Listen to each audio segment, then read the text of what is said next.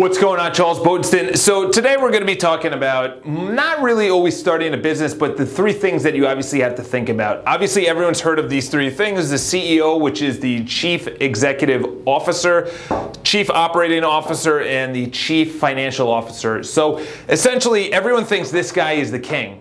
However, each person in between him, who's the visionary, and I'll be talking about both, is most people look at the CEO and they think this is the sexiest guy. This is the sexiest girl. This is the person, this is the visionary, this is the Steve Jobs, the Elon Musk, the Jeff Bezos, the Richard Branson. Yeah, they're the CEO, they're the visionary.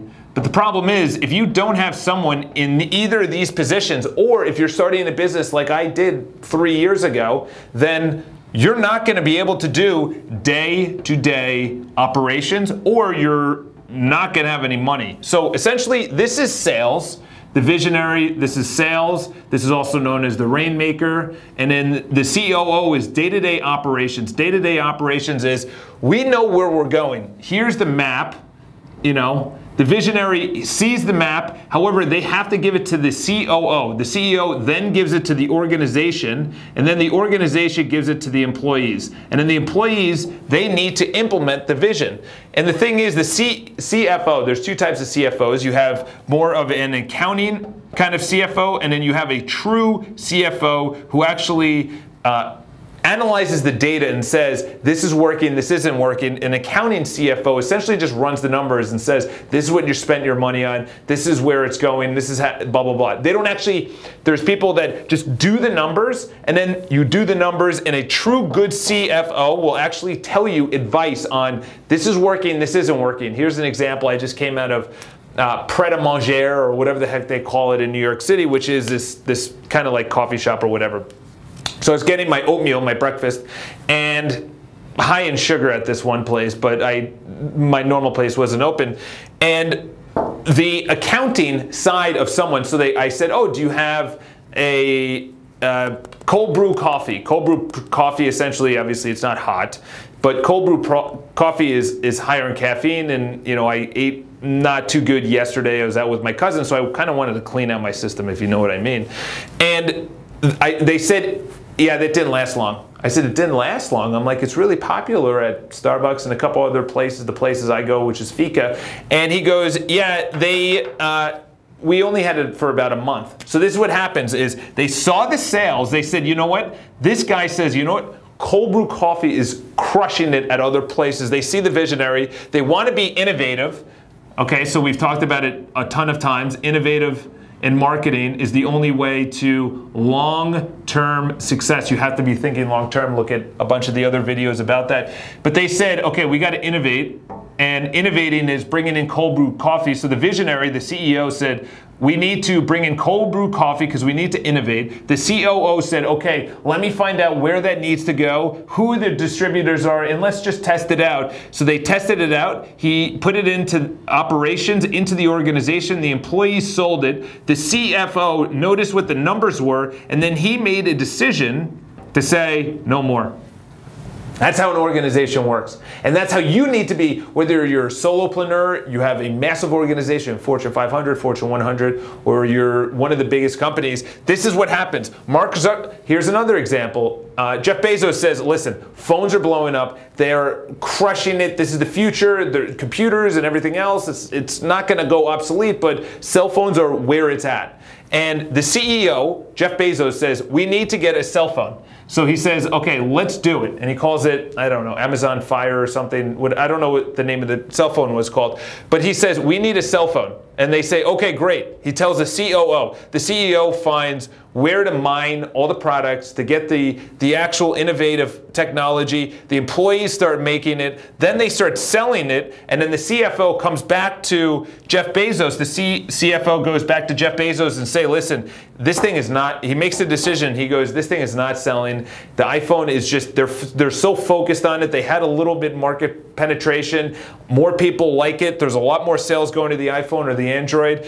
And guess what? Let's not innovate it as much as we can. Let's not put as much money towards it. In accounting, this is the thing, is that I'll tell you what I did when I first started my business, and this is what not to do, okay? I first started, I said, I'm the visionary, I need to do all these things, I'm the rainmaker, I'm gonna bring in sales and everything else. So I was like, I had 4 people with me at the time, real estate brokerage, and I'm like, this is where we're going. We're gonna have a lifestyle brand, it's gonna be health and everything else, and oh, we happen to be a real estate company. So I said, this is the vision, this is the long-term future, we're always gonna be innovating, we're always going to be marketing it. However, I didn't do this, and this was non-existent. Why was this non-existent? This is the thing.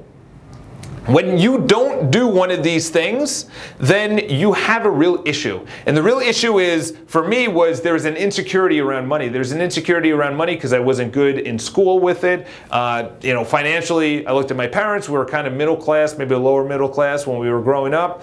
I had my first cell phone at 19 or 20 years old. We didn't have cable growing up. Not like saying like, oh, let's feel bad for Charles. But you have to reverse engineer, which is, okay, I have to figure out this area of my life called money, because it's kind of big. Or we have to know how to manage people to make sure that our vision, our innovating and marketing go through the organization correctly, successfully. So the thing with the CFO, you have to find out if you're really good at operations. So operations is essentially managing people and making sure that everyone's happy and that people are doing what they're doing, they're reaching their goals, and just doing the hiring, the firing, and things like that. So they implement what the CEO does, and the CFO and the CEO come together and they say, how are the numbers doing? They come together and they say, how is the organization going? The CEO says, okay, what's working, what's not working? Where are we going to put our money in for innovating and marketing? The thing that you have to understand when it comes to any of these is find out where your weakness is. My weakness, number one weakness, was money. Number one weakness was money. Number two was being the COO, was having the organization and having the buy-in. This is very important, having your employees buy into it, and all the operations buying into it and saying, you know what, Charles, that's a great idea. Let's do that immediately. I didn't have that. I didn't have the Jeff Bezos kind of mindset, and obviously he's probably gone through that as well. So figure out what you lack and know that you either have to hire it out. So I hire out this. And for this, I've become better. However, I don't have the money right now. I don't have the money right now to actually bring on someone to do this, which is manage the day-to-day operations, the deals, the problems, the issues, things like that. I don't have the money, but that's in my vision, which is a COO is going to have to do that, because all I'm going to do is make it rain, which is bring in business. Because business solves everything. Most people, you have the bottom line and the top line. So the top line is sales, and then the bottom line is what you spend your money on, which is fixed expenses. It could be, reoccurring. It could be overhead. Things like this. We'll just say debits. So credit and debit.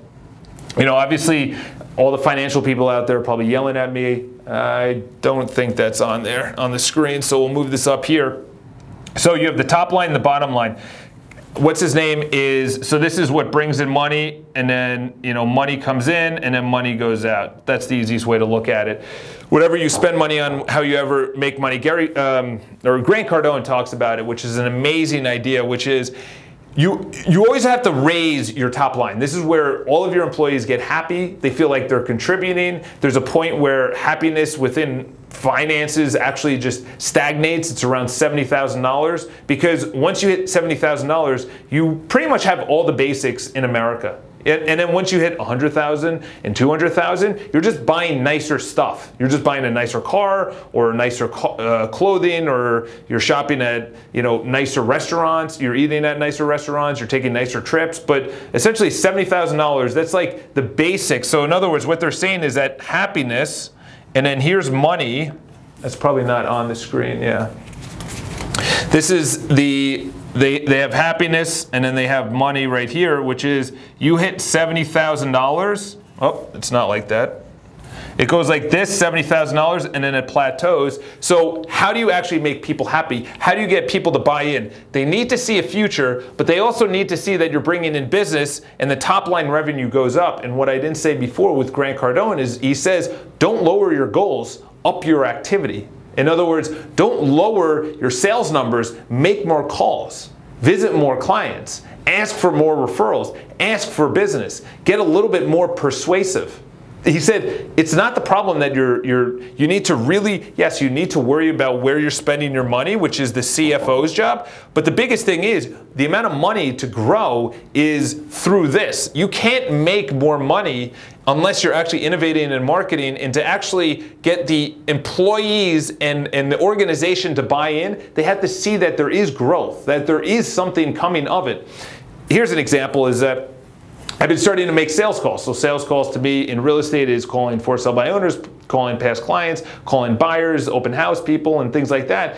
And I've literally been doing it for 2 months. And one of my agents came up to me and he said, hey, listen, how is that? How is that going? The thing is, he's not seeing the business. I'm pitching the vision, but he's not buying in.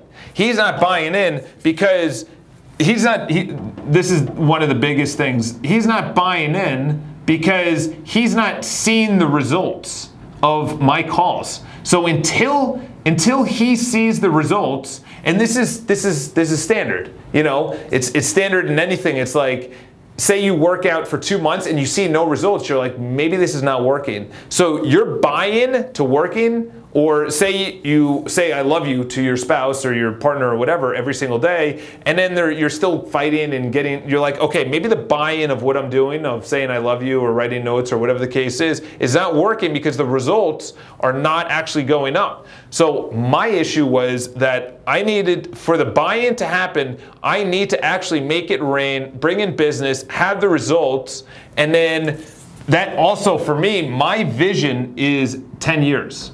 Actually, I'm sorry, it's 20 years. It's 20 years out. And the thing is, your vision could be next month, a year from now, 5 years from now. But you have to have a vision so your people can buy in. As long as they see the results, it's implemented by the COO who does the day-to-day. Here's the goals, here's the activity we need to do, here's the one thing we need to do that Gary Keller talks about. And the CFO, you cannot actually push this away like I did. You actually have to bring in a CFO. Don't bring in an accountant. An accountant is good because they actually run the numbers and everything else, and obviously you need it for taxes, tax reason. But the CFO makes a decision of should we do it or should we not do it, and then obviously focus on the top line. So whatever your weakness is here, you have to get someone. So if you're really good with numbers, you have to get a sales guy or girl. If you're really good at sales, you have to get someone that implements it, and then people that look at, I would say this is number one right here, because you need sales. Most companies fail not because they are, you know, I don't know, like in-house fighting. It's not because people aren't buying in. It's because there are no sales.